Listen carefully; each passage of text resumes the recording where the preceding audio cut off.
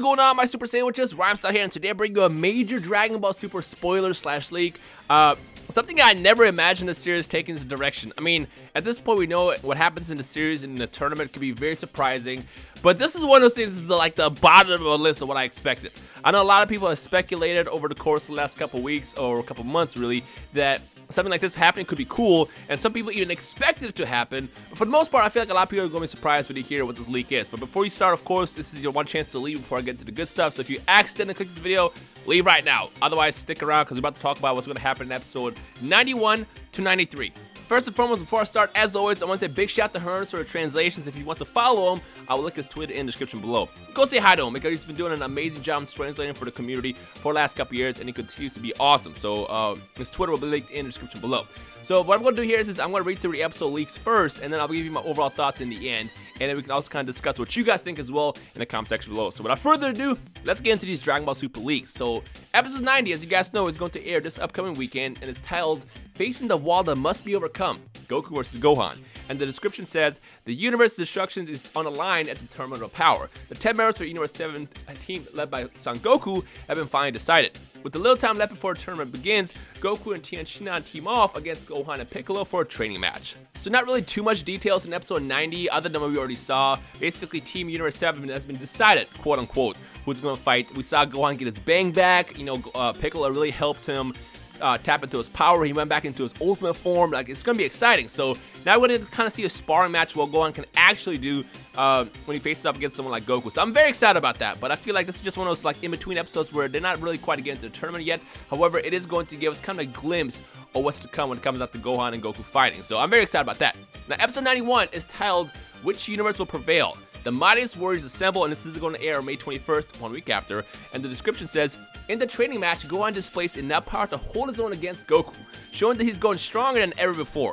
Meanwhile, Vegeta heads to God's Palace to start training in the Room of Spirit of Time, which, just in case you don't know what that is, he's referring to Kami's lookout in the hyperbolic time chamber, using dub references to explain what those are. Now, again, 91 doesn't really tell me anything other than the fact that Gohan is able to hold his own now, and he's not going to be a flop. So to those who expect the Gohan to lose, you lose! Well, actually, it's not the case yet because we still don't know how well he's going to do in the tournament. And for all we know, Gohan will get knocked out in the first round, which I hope doesn't actually happen. I want Gohan to succeed.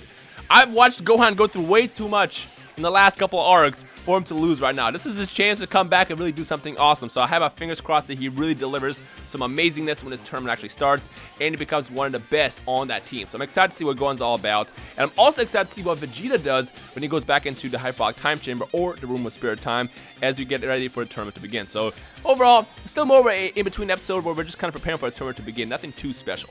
Now, episode 92 and 93, this is when it gets really interesting, and this is the part that's going to be sparking a lot of controversy.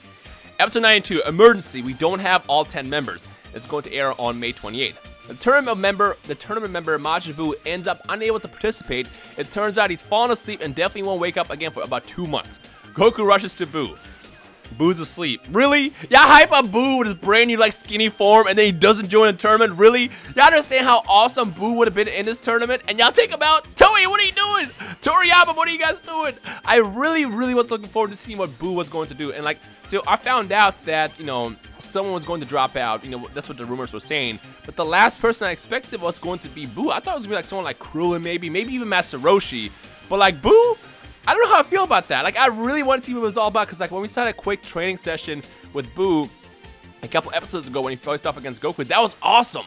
And, like, he's a great fighter. He's able to adapt really fast. He's able to, like, really observe what his opponent does. Like, Buu would have been a great asset in this tournament, but he's asleep. Now, it's still funny because I remember in the series back in Dragon Ball Z, I think this also happened in the manga as well, Buu fell asleep for like 5 seconds. So the fact that now he sleeps longer, whereas back in the day he slept for a couple seconds, it's kind of weird to me, but it is what it is. So what do you guys think about Buu dropping out? Let me know your thoughts in the comment section below. Now, episode 93, this is going to be the one that's going to spark all of the talk. You're the 10th warrior. Goku visits Frieza. What? Frieza's coming back? Again? Resurrection and Part 2, hello?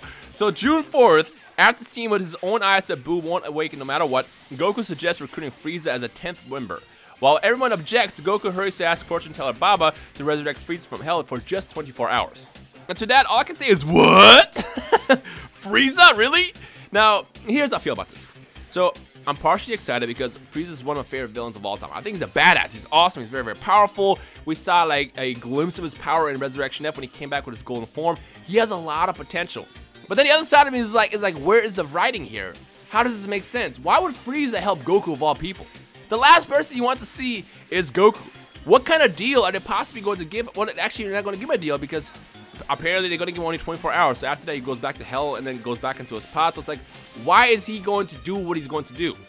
And I mean, the worst they can tell him is like, hey, if you don't help us, we're just going to destroy your soul so you don't exist. To which Frieza will be happy because then he doesn't have to put up with being part of that pod or dealing with those stupid fairies anymore. So it's like, what are they going to possibly give Frieza so he participates in this? That's what I want to know. Now again, part of me's excited because it's the return of Frieza again, and being able to see him fight. He's a very powerful warrior. We saw how powerful he was in Resurrection F. But again, the other side of me is just kind of like, I'm kind of confused. I'm like, why? But why though? Why? How? How is it going to work out?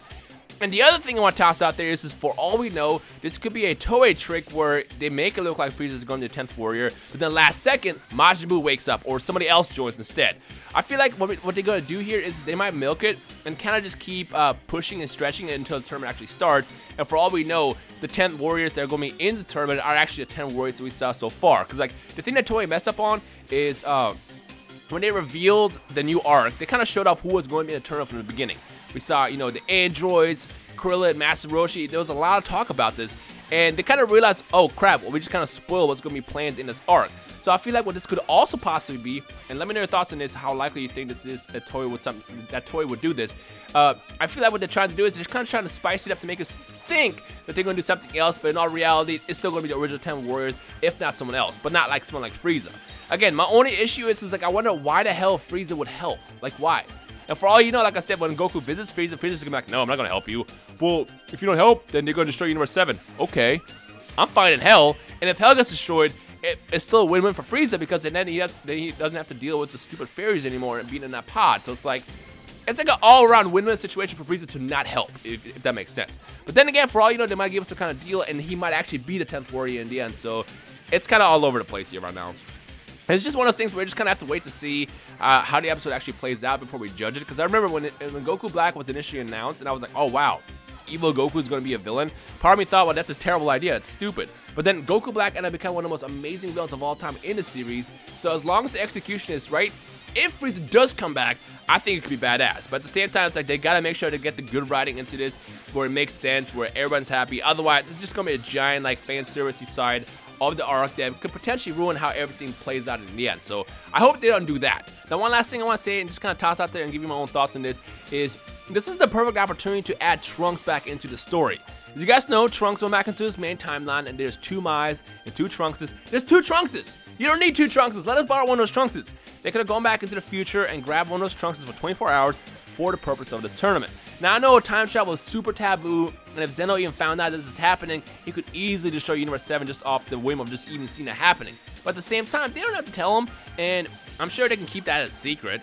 Just for 24 hours, don't tell anybody. Even Beerus and Whis could be like, you know what, we'll turn our necks for this just one time, but after that, no more time travel. And actually, as a matter of fact, if you guys remember, many episodes ago, after the Dragon Ball Super Future Trunks arc ended, they showed that Bulma was still building that time machine. Now, unfortunately, Beerus did destroy it because, again, time travel is taboo, but we don't know if she made another one. For all you know, she might have made another one off of her crazy memories or something, and she just kind of has to store it in the back of her mind just in case. And in fact, I would not be surprised if Frieza ends up saying no, and then they go visit Trunks instead and then get him to join the tournament. I could see that happening more than someone like Frieza. Because again, it's not that I hate Frieza come back, it just he literally wants to kill Goku.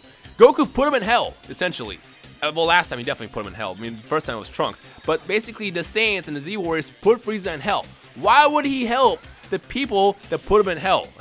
That's the part that doesn't make any sense to me. And again, if the writing makes sense and the execution is good, I'm all with it. But for now, just off these leaks alone, just kind of one of those weird things to talk about until I actually see it. And I honestly, if it comes down to it, I'd rather see Trunks than Frieza. In fact, in the comment section below, let me know whether you guys would rather see Trunks or Frieza join as a 10th warrior and why, and we can discuss that as well. But that's all I wanted to say. With that said, let me know your thoughts in the comment section below on the return of Frieza and the most unlikely rumor that I've ever read before being true. Let me know your thoughts in the comment section below, and I guess let's kind of discuss as a community to see what you guys think. But overall, though, I feel like we can't completely judge it yet. We'll have to wait to see how it actually plays out when it actually airs on June 4th. So let's see what happens then. with that said, if there's any more news that comes out, I'll let you guys know, and I guess just keep an eye out for more content and news over the course of the next couple weeks. But this is all we have so far, so let's talk about it. I hope you guys enjoy the rest of the day. My name is Rhymestyle, and I'll see you guys in the comment section below, and I'm sure you have a lot to say. Peace.